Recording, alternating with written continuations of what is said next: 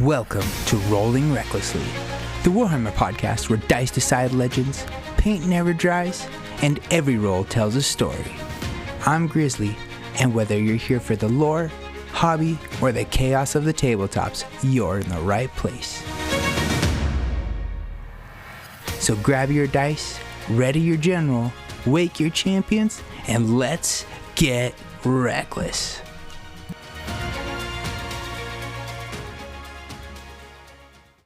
So grab your dice, steady your nerves, and grab your war paint, because today's episode of Rolling Recklessly is all about stepping onto the battlefield for real. This one's personal. This isn't a lore deep dive.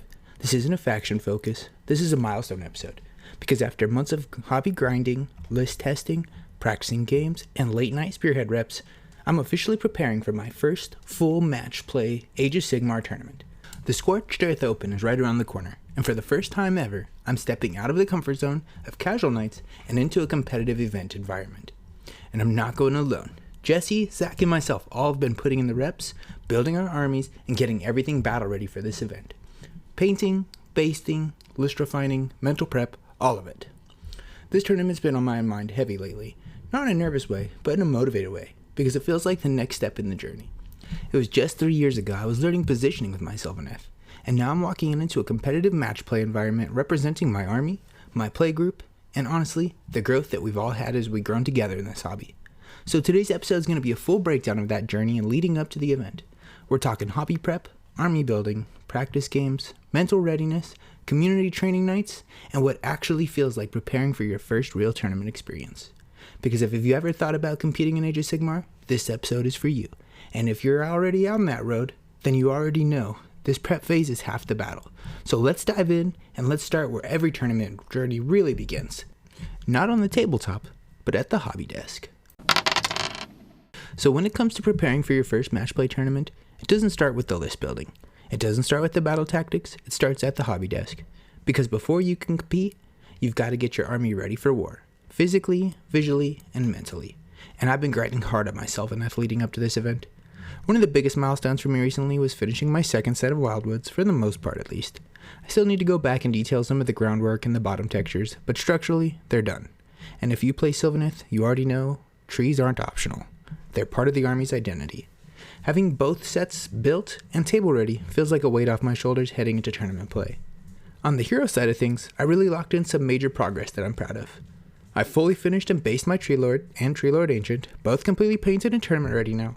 And honestly, when I look at them to compare some of my earlier painted models, you can see the growth. The layering is cleaner, the highlights pop more, the basing is more detailed, and one of those hobby moments where you realize you're leveling up without even noticing it. Drycha Hamadreth was another huge finish for me, and I'll be real, I'm especially proud of how she turned out. She's such a wild model visually, all the spite revenants, the swarm energy, the aggression in her pose. Getting her fully painted and based felt like completing one of those centerpiece threats on my list. And then, of course, we have Alarielle the Everqueen herself, probably the most intimidating model in my army, both on the table and on the hobby desk.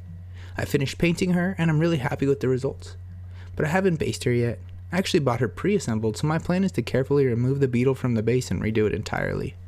I want to add a creek feature, like some type of water effects, some natural terrain, and something that really sells her presence as the embodiment of life of magic.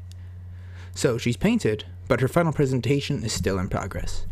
Outside the core of my army prep, I did take a small hobby detour just as a palate cleanser. I cracked into my Idinith Thiepken. I assembled Volturnos and the Icon of the Storm, just to work on something different for a bit. After going so hard into bark, vines, and forest tones. Sometimes stepping away from your main army for a moment helps you keep the momentum from burning out. I also finally assembled a Null Chemist for my Caradron Overlords that I've had sitting around since Black Friday. I completely forgot I even had him, honestly, but knocking him out felt good. It was like clearing one more little thing off the backlog. Manifestation-wise, I painted up the Ravnak's Gnashing Jaws. Jesse plans on running that manifestation set, and I already had the Lifeswarm and Burning Head built and painted from when I went to Imperial Outpost. Shout out to them, one of my favorite hobby stores ever. Unfortunately, they closed down. So for now, once I base the Jaws, the whole manifestation lineup will be fully complete and tabletop ready. So yeah, the hobby grind leading into this tournament has been real. Finishing centerpiece heroes, building terrain, detailing manifestations, even taking small breaks with other factions just to stay fresh. Because when you walk into your first match play event, you want your army to feel ready. Not just rules ready, war ready. And once the hobby side starts coming together, that's when the mental side of the tournament prep really kicks in. Because painting an army is one thing, competing with it is another entirely. So once the hobby side of things start coming together, the models are painted, the bases are done, and the trees are built, that's when the reality of the tournament really starts to set in. Because painting an army for fun is one thing. Competing with that army in a timed, structure, competitive environment is a completely different experience. And I'll be honest, I have a mix of emotions there when it comes to that. On one side, there's excitement. This is the next step. This is what all the practice games, the list building, and hobby prep has been leading towards. Walking into an event hall, seeing rows of tables, armies from all over, players you've never met before. It's exciting. It feels like stepping into a larger Age of Sigmar world beyond just your local scene. But on the other side, there's nerves too. No fear of losing, that part doesn't bother me. It's more the unknowns. I've been doing a lot of prep mentally outside of just playing games too. Watching battle reports, studying competitive matchups, trying to learn the gotcha mechanic of all the certain factions that everyone's bringing. Because when you're playing casually, sometimes those moments don't show up. But in competitive environments, players know their armies inside and out. So I've been trying to learn things like unexpected redeploy tricks, fight on death mechanics, teleporting shenanigans, hidden spike damages, and long-range shooting. Anything that could catch me off guard that I'm not really ready for. I've also been studying lists similar to mine, watching other Sylvaneth players running comparable builds, seeing what they're successful at, but honestly, even more importantly, seeing where they struggle, where they misposition, where they commit too early, where they lose board control. Because learning from someone else's mistakes is way less painful than learning from your own in round 3 of a tournament. And going into this event, I do have a performance goal in mind. I'm not walking in to expect to win the whole thing, but if I can walk out with a 3-2, I'd feel really good about that. That would mean I held my own, that I competed well, and that I belonged in that environment. Anything beyond that is just a bonus. Now, time, pressure is one hurdle, but there's another piece of it that I've been thinking a lot about too. Endurance. This isn't just one game. It's 5 games across 2 days. 3 games, day 1, 2 games, day 2. And that's a lot of mental load. You're thinking, measuring, strategizing, scoring, adapting, over and over again. Fatigue becomes a real factor. Decision making gets harder. Focus slips if you're not careful. And honestly, that part feels intimidating. Not because I don't think I can handle it, but because I know it's a different kind of challenge than casual play. But at the same time, I love this game. I've worked hard to get to this point, so while it's definitely a hurdle, it's one that I'm excited to push through. Because that's what this really is for me. A milestone. A step forward. A test of everything I've been working on over the last year. From movement discipline to tactic selection to patience, which, if you know me, is something I've had to kind of work on as a player. Sometimes I want to fight too early. Sometimes I want to leap when I should just wait. Tournament play punishes that. So mentally, this event is as much about self-control as it is about strategy. But despite the nerves, despite the unknowns, there is confidence too. Because the prep has been real. The reps have been real. The hobby grind has been real. And I'm not walking in alone. I've got my team with me, Jesse, Zach, and all of us are stepping into this together. So mentally, I'm trying to walk that balance line. Excited, but grounded. Competitive, but learning focused. And confident, but humble. Because at the end of the day, this isn't just about winning games, it's about leveling up as a player. And once that mental side is dialed in, that's when you start looking at the most important question heading into any tournament. What army are you bringing, and what is it built to do? So now we get into the part of the tournament prep that might be the most exciting and the most stressful at the same time, the army list. Because this is where all the hobby, all the practice games, all the mental prep really come together. And that's what I'm walking into with the Scorched Earth Open. So now, the list I'm running is titled, Now You Tree Me, Now You Don't. And it's 1970 out of 2,000 points, Sylvaneth, built under the Wargrove of Everdusk, battle formation from the current General's Handbook. One of the biggest reasons I wanted to run this formation is because it leans heavily into the Scorched Earth rules, which Sylvaneth got some really cool support from. And honestly, I wanted to play with that toolkit competitively before this GHB rotates out. The big standout for me is the All Heroes teleport that Wargrove of the Everdusk enables. That kind of mobility opens up so many tactical options: late game objective pressure, hero repositioning, threat projection, tactical battle tactic scoring, and it lets you play reactive instead of just being reactive. You're dictating tempo instead of chasing it. And alongside that, I'm also running Scorched Earth Drycha, or Soggy Drycha.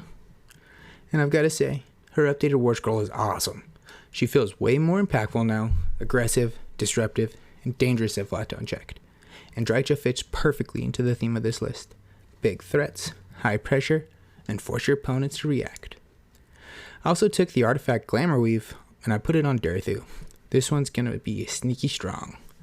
Being able to reroll a hit, wound, and a save on a non-unique hero adds a layer of consistency to an otherwise swingy hammer piece. Because, let's be honest, Durthu hits hard. But when he whiffs, it hurts. So Glamour Wave gives me just enough reliability to trust him in key engagements. So now, let's talk about the queen herself. Alarielle just isn't on this thing because she's strong. She's in this list because she's my centerpiece model, not just of my army, but of my entire collection. She's the model that made me fall in love with Sylvaneth aesthetically, and running her competitively just feels right. But beyond that emotional attachment, she brings real value. Summoning support, unit recursion, healing presence, board pressure. Her ability to bring back units is something that I'm heavily relying on in this list, especially because my biggest concern going into this tournament is my model count. This list is very elite. It's big trees, big heroes, big threats, but not a lot of bodies, which means holding objectives and scoring battle tactics can get tricky if I'm not careful. If I lose a unit early, I feel that lost more than a horde army would. So my plan to offset that is to sustain. I'm leaning heavily into Alarielle's unit return ability, Sylvaneth healing at the end of each turn, the durability of my Treelords, and then board presence through the terrain. So far in practice games, my big models have held strong. They're hard to shift, and if they don't die outright, Sylvaneth just start healing them right back up. It's because of this war of attrition that favors me over time. And honestly, part of this list is just embracing what I love about Sylvaneth. I want to hit people with giant walking trees, Durthu smashing, Treelords anchoring, Drycha swarming, and Alarielle towering over the battlefield. It's cinematic, thematic, and when it works, it hits hard. Even if sometimes the dice betray me and the damage whiffs. The threat presence alone forces reactions from my opponents. So this list is a mix of competitive intent, model passion, my formation synergy, and calculated risk. It's elite, it's mobile, it's pressure heavy, but it demands precision play to succeed. And that's the kind of army I want to take into my first match play. Now, of course, a list is only as strong as the reps you put into it. And that's something I feel really good about going into this tournament, because we've been training hard as a group. This hasn't been casual, once a week hobby nights. We've been grinding. At minimum, me and Jesse have been playing twice a week for the last few weeks. Usually Thursdays and Saturdays, getting full match play reps in whenever we can, testing lists, practicing tactics, running battle plans, learning positioning, all of it. And then on top of that, we've still got our regularly scheduled Warhammer Tuesdays at J&J. So it's been constant. Games, hobbying, list talk, non-stop AOS energy. And it hasn't just been gameplay either. We've all been pushing hobby progress too. Painting units that have been sitting unfinished for a long time. Basing armies to get them tournament ready. Cleaning up centerpiece models. And it's been cool seeing everyone lock in at the same time with the same goal in mind. You can feel the event getting closer just by how much more hobby progress everyone's been posting. One of my favorite nights recently, though, was about 2 weeks ago when Jesse and Zach got their full 2K gaming. And I got to sit back and watch it unfold, which was awesome, because I knew those two were going to collide eventually at this event. Stormcast versus Slaves to Darkness, Order versus Chaos, Lightning versus Shadow, and honestly, Zach did great for his first full 2K match play game, especially considering me and Jesse have been grinding our armies for years now. He held his own way better than he gave himself credit for. That game also taught us a lot about how Zach can leverage Bellacore more effectively, timing his control pieces, using his threat projection better, and understanding when to commit versus when to hold back. Watching that unfold in real time was huge, not just for him, but for all of us learning chaos matchups too. And on Jesse's side, he played the game basically flawlessly. Consistent scoring, averaging around 10 to 15 points per turn, maintaining board presence, and keeping tempo pressure the entire game. It was one of those performances you could just see the reps paying off. Calm decisions, measured aggression, no panic plays. But what was really interesting is how the game ended up teaching us all about something bigger than just list matchups.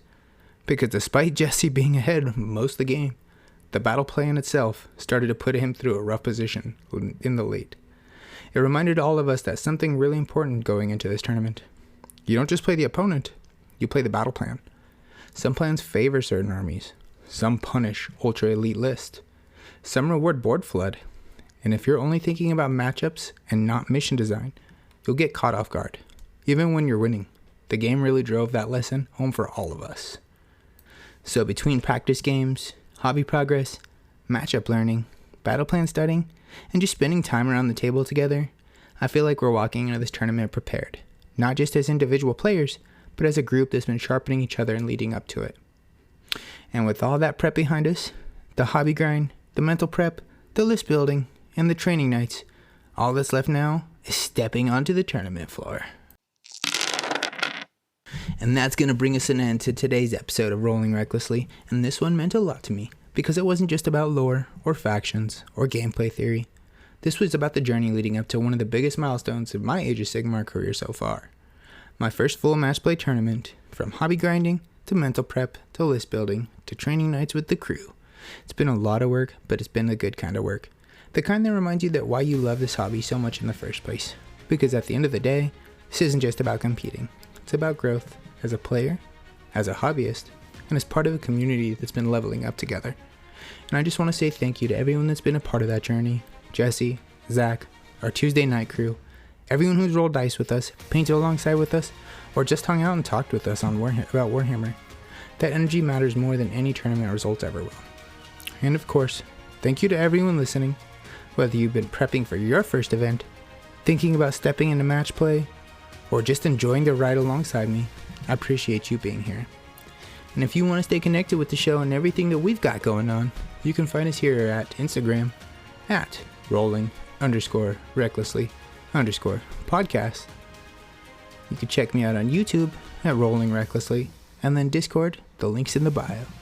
We've got hobby updates, community nights, and plenty more AOS content rolling all the time. And with that, I'll see you all across the table. So until next time, may your crits be high, your paint never dry, and your rolls ever reckless.